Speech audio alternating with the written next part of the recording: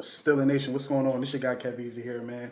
I'm making this video right now because I'm disappointed in a lot of things, a lot of people, a lot of people in offices, on the sidelines, whatever, even fans. I'm upset, man. I'm disappointed that we have gotten to the point as Pittsburgh Steelers, the organization, the fan base, where we try to get malcontents and try to defend them to the end. I know, you want to defend the guy that's on the cover of this thing here. You want to defend people with a past. But I'm going to be honest, man. This is not working. The George Pickens experiment isn't working. You want to know why it isn't working? Because if he's not making big catches and he's not scoring touchdowns or being involved in the offense, it's actually draining the rest of the offense.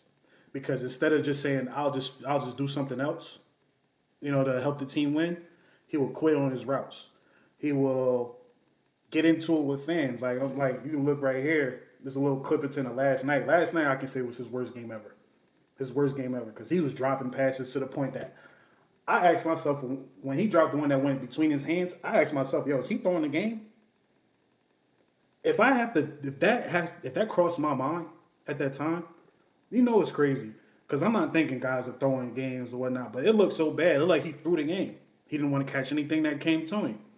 But I don't want to believe that. But I do want to say that if you look at the clip, that it takes too much energy out of the offense to get this guy on board.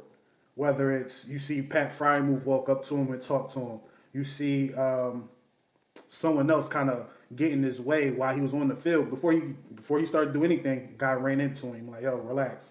Um, to Coach Tomlin talking to him, like it's too many people focusing on this guy to get him dialed up and to get him locked in on the game. This is the NFL. This is the NFL, man. Like you should already have this out your system by college, or at least in the middle of college. Got to understand it's bigger than you. Like, where is that from Mike Tomlin? Where is that from Coach? Like, that Marquise Pouncey clip is so prominent when it comes to seeing things like this. Like, I don't know if he talked to him or not, but I think this is over. I don't think that the Pittsburgh Steelers would succeed with George Pickens on the team. Um, I don't know what it is about trying to get these type of receivers. I feel like we've been trying to get receivers that fit the Hines Ward mold, but the problem is Coach Tomlin wasn't here to draft Hines Ward. Kevin Colbert, I think he was around to draft him, but Kevin Colbert's not even here. And Coach Tomlin loves to give some of these guys a chance to mature. Whereas like, yo, these guys are damaged goods, to be honest with you. They're not professional enough for you to want to make them into men. We don't have established guys in certain positions where you can hide this. Like, say if we had, it's crazy because a lot of people like to bring up Antonio Brown, but say if we had Antonio Brown before 2016, before things started getting crazy outside, right? Before the lives and all that. If we had him and we had George Pickens as the number two, George Pickens, I feel like, would be able to become the number one because he has someone in front of him that's like, all right, I'm the number one. But I'm going to talk about Antonio Brown for a second. Antonio Brown, crazy, you can call him whatever, right? But one thing that you cannot say is that he was lazy. He gave up on plays. You didn't see none of that. Never. And I think a lot of people got that misunderstood. They think they can give these guys chances, but not knowing that these guys don't work as hard as they be. Deontay Johnson, I believe I want to go to Deontay Johnson, right? Deontay, then Chase Claypool and Pickens. Deontay Johnson was straight until you saw that he wasn't getting the ball. And that's where you see him start walking off the line and walking instead of actually blocking. Like he started doing some crazy stuff. Not I don't even want to bring up the fact that sometimes he'll catch the ball and give you negative yardage because he think going backwards can get you 10 yards going forward. I don't know. I ain't even trying to bash the ball right now. But even him, you see his attitude ways. It was like it wasn't his play didn't outshine that for long, right? Because he had to get in front of these cameras and talk crazy. Then you had Chase Claypool. Actually, I can kind of go back a little bit further. This really started when we got Juju, where you seen receivers start showing their cards. Martavis Bryant, granted, he had other situations that got him up out of here, but like none of these guys were like professional Hines Ward type, or professional where it's like, all right, we can count on you. Like AB, we can count on AB, but we couldn't count on him after. he got more famous. Fame kind of messed him up. You feel me? So, like, I just don't understand it. Like, I feel like the us trying to cater to George Pickens just because of that one talent is really dismantling the offense. Like not morals, like morally. Like the morale of the offense isn't high because most of these guys are focusing on him. Pat Fryermuth don't really drop passes. But I did see Pat Fryermuth try to calm down George Pickens. And what Pat Fryermuth ended up doing after that? Dropping a pass. Dropping a pass where we needed him to catch the pass at the most time. He couldn't focus. He looked like he couldn't even focus. You wanna know why? Because he's one of the guys that's trying to calm down George Pickens. I think this needs to be over. I don't think the Pittsburgh Steelers should strive to find receivers with baggage. Um, we should get more of a professional there to start it off. Get these guys with baggage when we have an established guy that can kind of take the heat off for the young guy. Because all this is not really George Pickens' fault, but it is his fault because you got to mature faster. You know it. I know you've been told this, but it seems like you can't get out your own way, and it's to the point that you're sucking the life out of the offense. I'm ready for it to be done. I said this before on on the last podcast, not the last podcast, but I said this on a podcast. I think it was episode 164. I said this. Dre asked me in the midst of all this in the chat, I was like, yo, Kev, is he, because you asked me last week, and I said, hell no. You asked me again this week. You said, is George Pickens officially out your doghouse? I said, hell no again. And then I just thought about it. I saw him and Mike Tomlin talking to each other.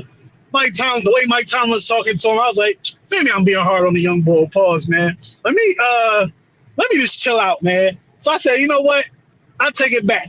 The door's ajar of the doghouse is ajar. He could walk out. I think he walked out, but I said, if that guy is back in the doghouse, I'm locking the door and I'm pulling one of these. Cockeyed motherfucker.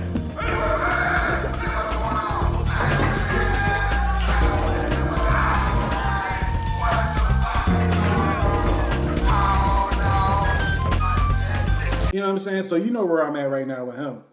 You know where I'm at. You know where I'm at right now with him. Like I'm done. I'm officially done. Like I don't even. He can have. Say we win the Super Bowl, right?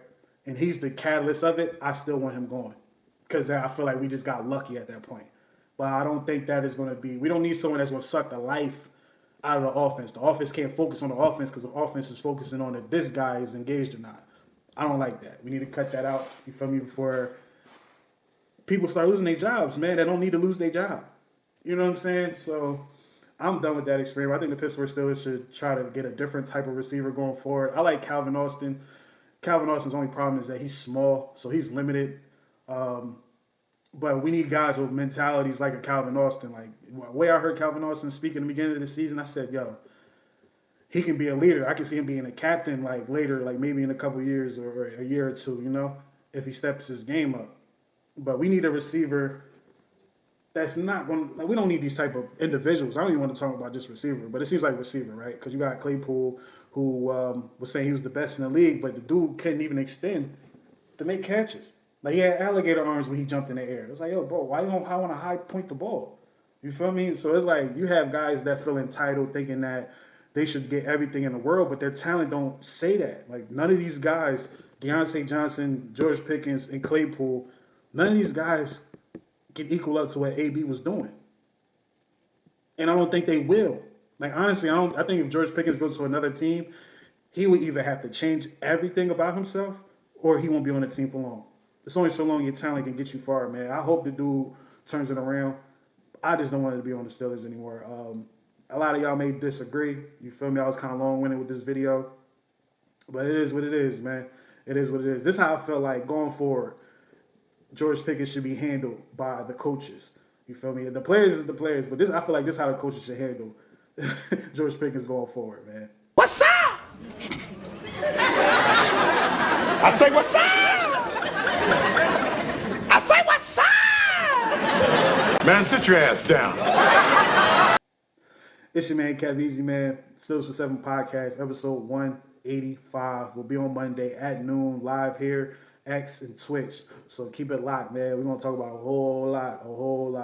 And it's playoff week. So you already know you're going to get more content, more, videos on the side or whatnot on this channel from me to you, so we can have this chat right here. But make sure you like, share, subscribe. If you disagree with anything or you agree with anything or you want to put your 2, 3, 4, 5 cents into this convo, put it in the comments, man. But it's your man Kev Easy, yo.